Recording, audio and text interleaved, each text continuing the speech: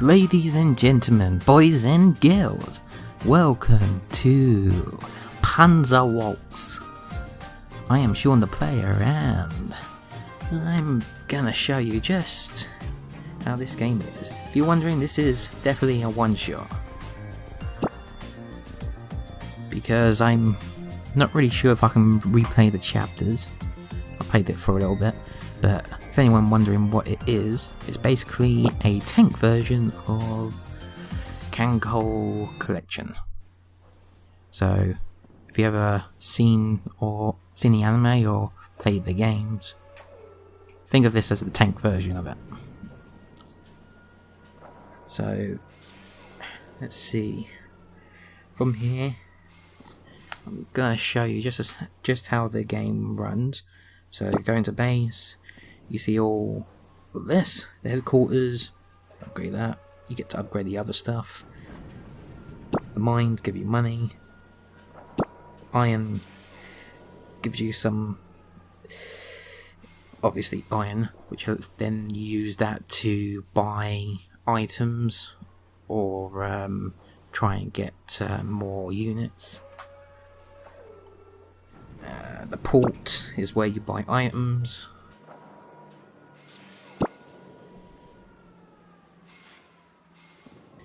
The Koden is the currency for upgrading,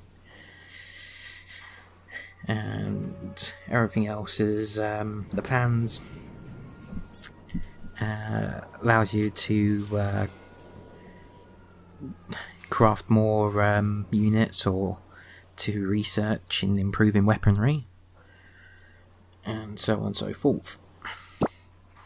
So the station allows you to send the girls on missions, in which you get stuff in return. Obviously, if you succeed, you can do it for a certain amount of time, in which stamina would be used, which is basically the currency for the units. So if you exhaust them all, you won't be able to use them for missions or combat. And obviously they suggest about the levels. So let's get that out of the way. You tap on them, they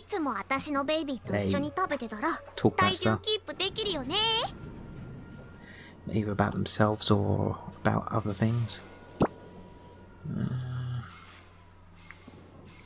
And more tanks, more chapters, new backgrounds. Live 2D. Okay. Those who aren't familiar with Live 2D, this is basically it. It makes more the characters more live-like, which honestly helps with the game. Seeing the characters organised shows you the units that you've got. So they're all organised into different classes. I'm not hugely familiar with the class system, but there's some that are all-rounders, there's others who are heavies, which basically are your literal tanks in your units, who absorb the aggro and damage. You got the artillery tanks that fire from a long range, which are pretty useful. The light ones are the ones that can't take the hits, but are pretty quick at acting, so they tend to get more rounds than the other units when moving up a range in combat. Objectives basically allows you to collect stuff such as coins and so on and so forth when you meet a certain objective. Upgrades basically allows you to upgrade the tanks either with items or with the actual tank girls. And you got all this. So this is the gun tech. Go through this, research, click on this, allows you to upgrade the tree path so that you can unlock these ones. And these are the ranks in which goes up as you go past the trees. So obviously, the more you play, the more stuff you unlock, and with the points that you gain, you can use that to upgrade your guns, armors, and all this other stuff. R&D, that's where you're going to be able to craft your tanks. So you get to see a little bit of what they look like. There has been a few tanks before that. Let's see if I can find it. Here you go. They're going to essentially look like this, which basically means that they haven't came up with an avatar for that tank yet, but they are in the process of doing so. To be honest, I do like the design for them. Pretty nice. And then you got events,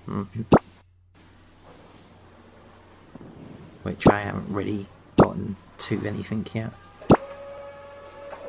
Deposit is all the, obviously, all the stored items that you gain throughout your game sessions. So, Altiris allows you to upgrade the tanks further by bolstering its points.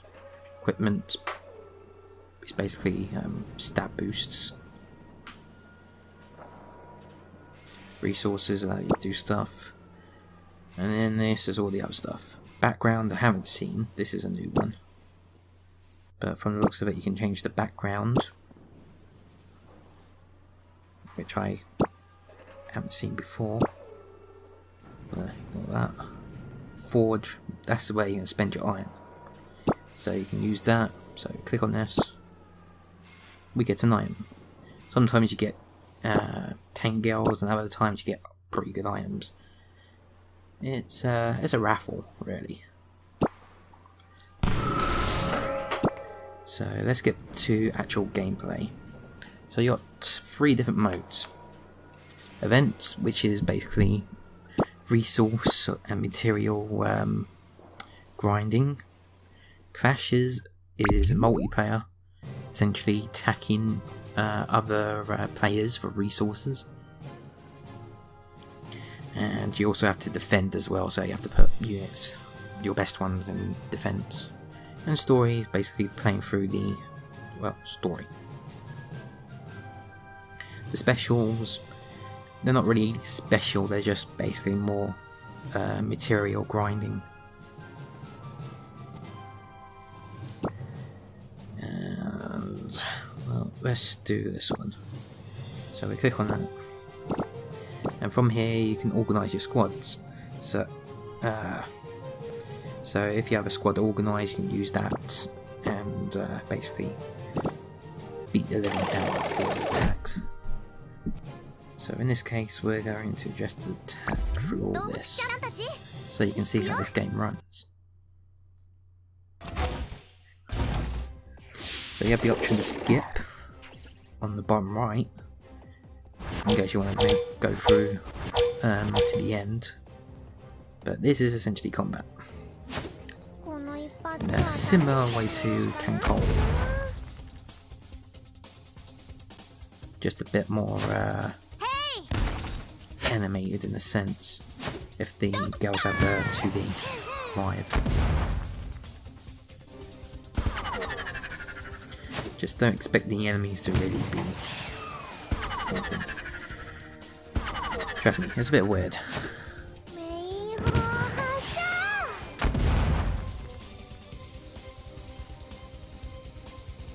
Come on. That's it.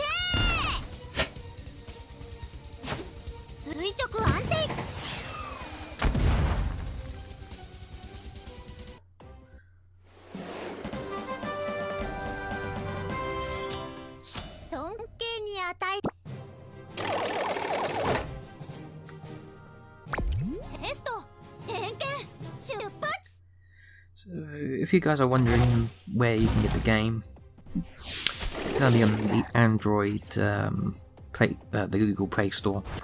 That's what you're going to get for Android. You probably could get it on the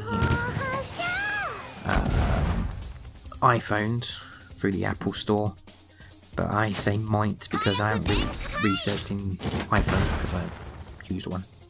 So I wouldn't take mine as gold, but if you want to have a look, go right ahead. It's up to you, Ali. But yeah, if you're looking for any other games like this, I think there's a Korean one that are actually ship girls. I don't know what the name of it is, but they haven't really done an English version of it. To my knowledge, the only one that I can recall off the top of my head that's English and has ships involved is a game that is currently in development called Victory Bells. Yeah, Victory Bells. It was a Kickstarter game, and to be honest, it does look pretty nice for an English version. Essentially, instead of it being focused on Japan ships, it's pretty much all the ships that have been used throughout World War II. And I'm pretty sure there's several that have been predated before then. So, for those who are ship buffs throughout that time, I'd say you'd be pretty happy with that. Me, I like history. When the game comes out, it'll be interesting to see how that runs as well.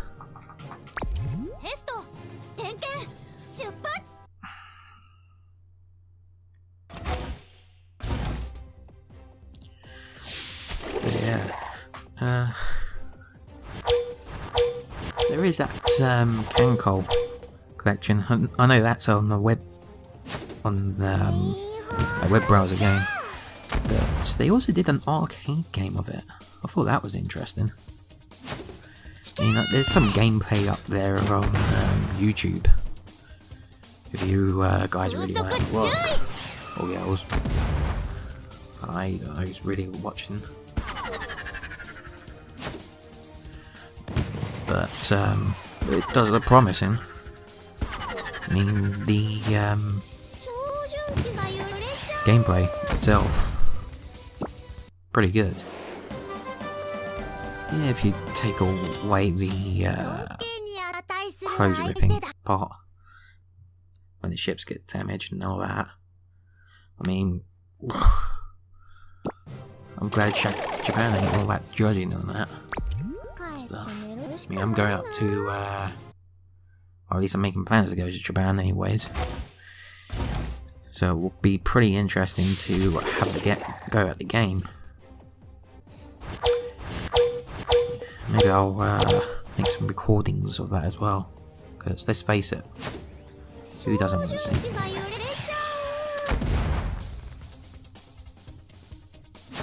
Come on.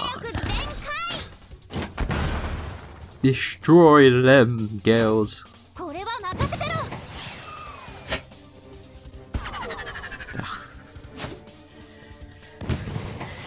Yeah, what was it? Before I get carried away with all the games, other than what we're playing right now, might as well go over the mechanics if you guys are still wondering. But making an idea of how it's running yourselves. So you go through all the process of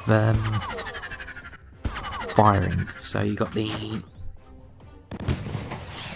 you go by distance. So you go from the furthest one to close contact. And from there, each team will have their units taking pot shots at each other. So you might notice that there are units that act more than others. That's because they have a quicker stat when it comes to mobility and stuff, and therefore they act more than the other units. And if there's ones that aren't in range because of weaponry, then they'll either shoot and miss, or they'll essentially get in this round where they all take pot shots at each other with guns and see if they can actually take anyone down or damage anyone. But in this case, I'm steamrolling, simply because I've pretty decent unit. So yeah, it starts with the scouting.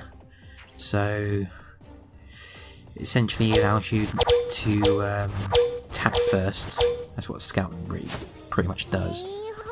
Detection, that's what the units use to find to increase the scouting score. Stealth helps to hide units, so the ones that are too fragile and can't take a hit to save their life, you want to make sure that they have a pretty good stealth score to make sure that they don't get targeted. And units like tanks or heavy tanks in this case, let them take the hits. You don't need them to be stealthy.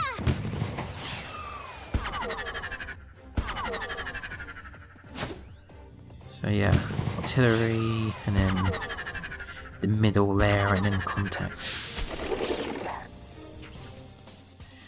But yeah, if you see them missing, it's probably because the other units are a bit quicker, or simply the weapon they're using. Take a percentage chance of either hitting or missing.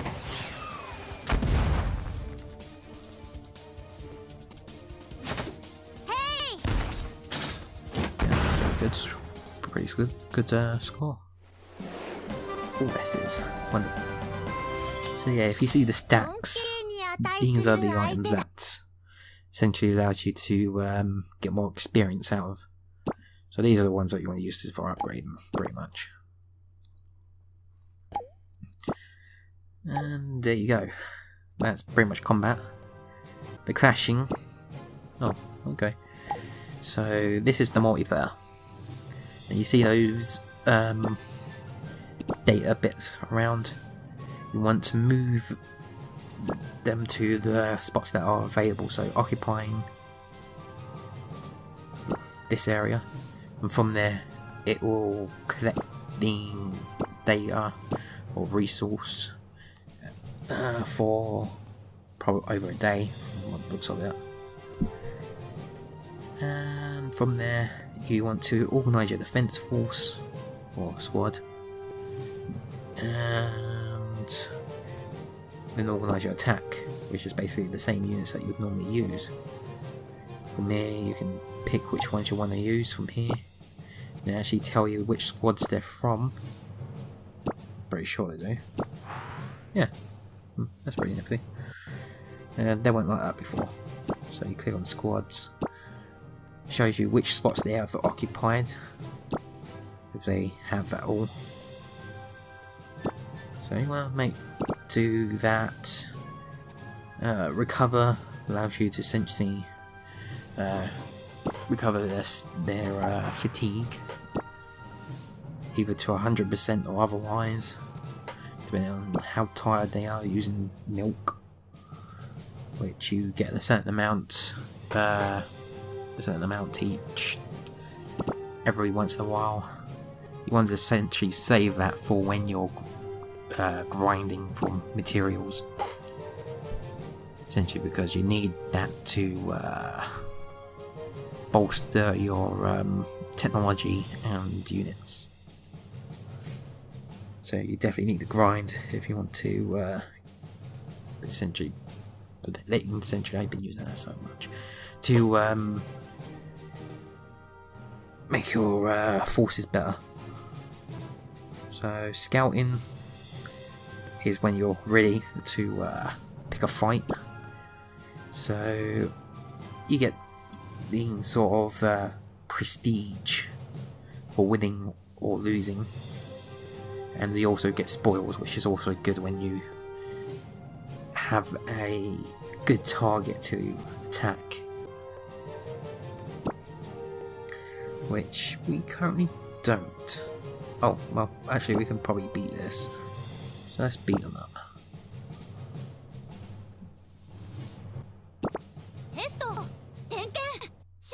Oh, we can also skip it as well.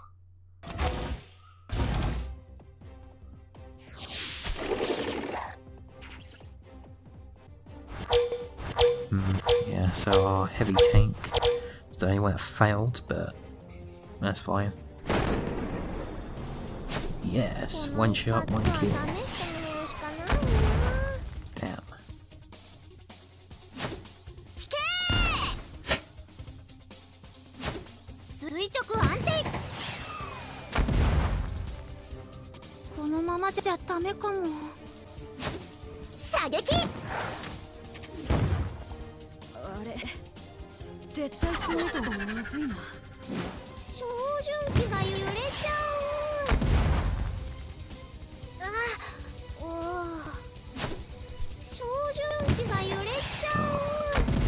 Oh yeah, if you're wondering what the red ones are, those are infantry units. You see up there, top left of the enemy's forces. You see that? Yeah, you can have, if you have carriers for your tanks, you can carry infantry who essentially... Oh god, I need to stop doing that. I don't know why I'm saying essentially. But which will attack when you get up to the close and personal range. So they, if you still have any left, they help out. Or I really don't know what you'd compare that to if you were playing Kanko or anything else. But yeah. There you go. S rank. Pretty good.